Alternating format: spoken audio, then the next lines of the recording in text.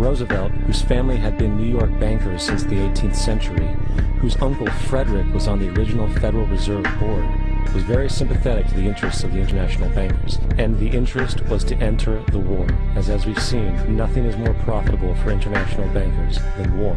In a journal entry by Roosevelt's Secretary of War Henry Stimson, dated November 25, 1941, he documented a conversation he had with Roosevelt. The question was, how should we maneuver them into firing the first shot? It was desirable to make sure the Japanese be the ones to do this, so that there should remain no doubt as to who were the aggressors. In the months leading up to the attack on Pearl Harbor, Roosevelt had done almost everything in his power to anger the Japanese, showing a posture of aggression. He halted all of Japan's imports of American petroleum. He froze all the Japanese assets in the United States. He made public loans to nationalist China and supplied military aid to the British, both enemies of Japan in the war, which, by the way, is completely in violation of international war rules. Then on December 4th, 3 days before the attack, Australian intelligence told Roosevelt about a Japanese task force moving towards Pearl Harbor. Roosevelt ignored it. So, as hoped and allowed, on December 7th, 1941, Japan attacked Pearl Harbor, killing 2,400 soldiers. Before Pearl Harbor, 83% of the American public wanted nothing to do with the war. After Pearl Harbor, 1 million men volunteered for the war. It is important to note, Nazi Germany's war effort was largely supported by two organizations, one of which was called IG Farben. IG Farben produced 84% of Germany's explosives, and even the Zyklon B used in the concentration camps to kill millions. One of the unspoken partners of IG Farben was J.D. Rockefeller's Standard Oil Company in America. In fact, the German Air Force could not operate without a special additive patented by Rockefeller's Standard Oil.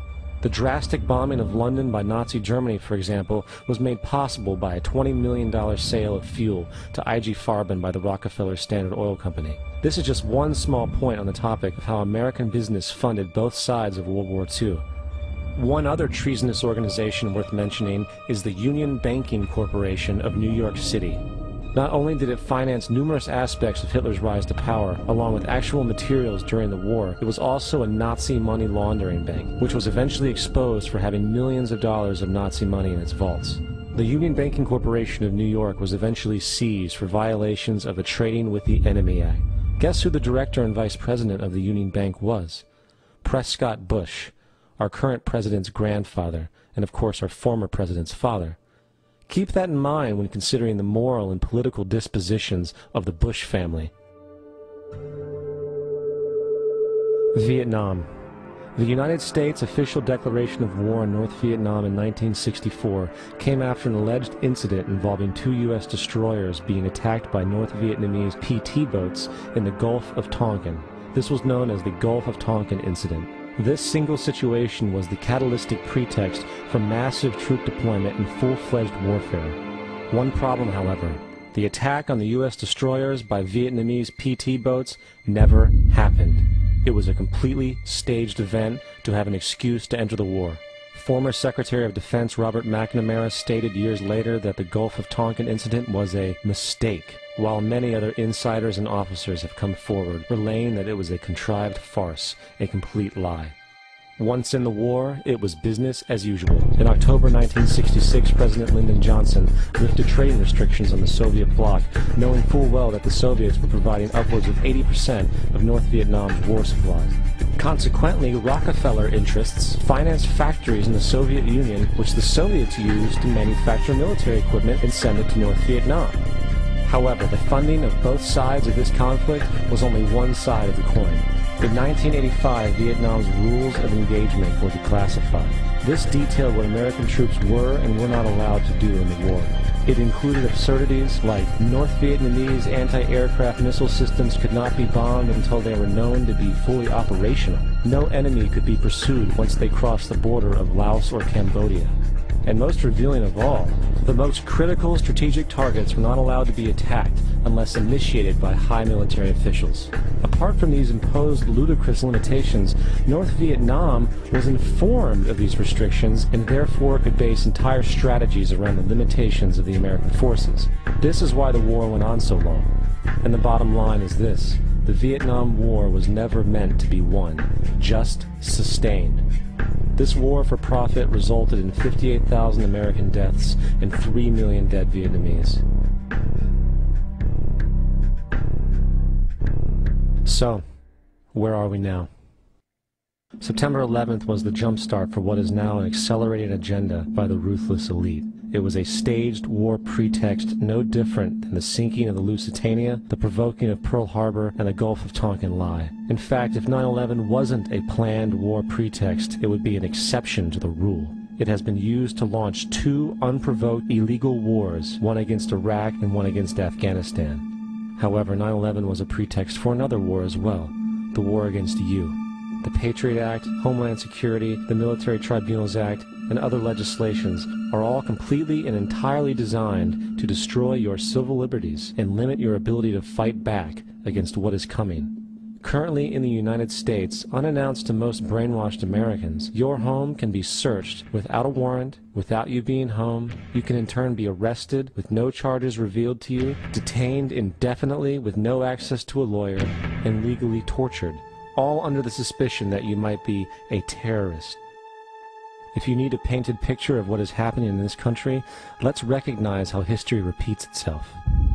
In February 1933, Hitler staged a false flag attack, burning down his own German parliament building, the Reichstag, and blamed it on communist terrorists. In the next few weeks, he passed the Enabling Act, which completely eradicated the German Constitution, destroying people's liberties. He then led a series of preemptive wars, all justified to the German people as necessary to maintaining homeland security.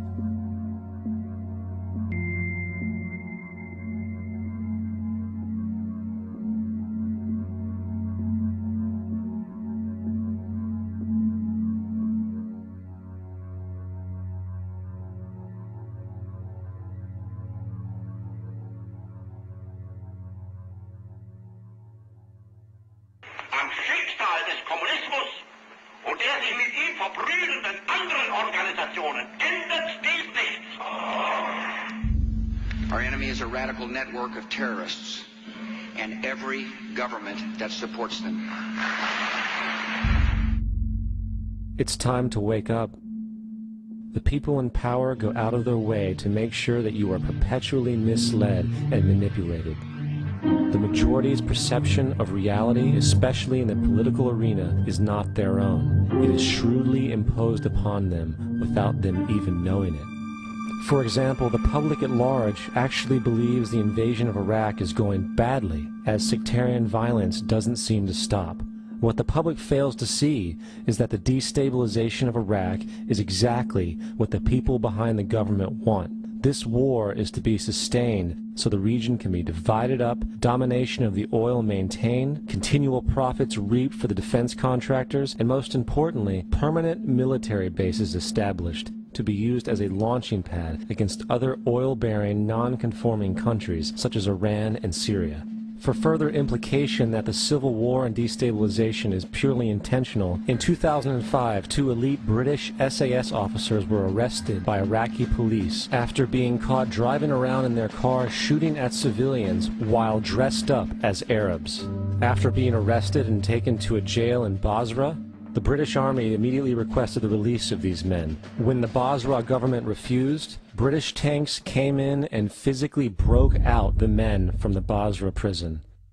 If you wish to destroy an area, how do you do it? Well, there are 2 ways. You can go in there and bomb it and so forth, but that is not very efficient. What you do is you try to get the people in that area to kill each other and to destroy their own territory, their own farms. And that's what's been done in that area. The way in which you destroy an opponent is get him to destroy himself by dividing his ranks against one another. Then you feed both sides. You have agents feeding both sides, inflaming both sides, and they kill each other off. And it's time that some of us woke up to this reality, to understand that people who try to maintain empires and create empires do it by manipulating the people they're trying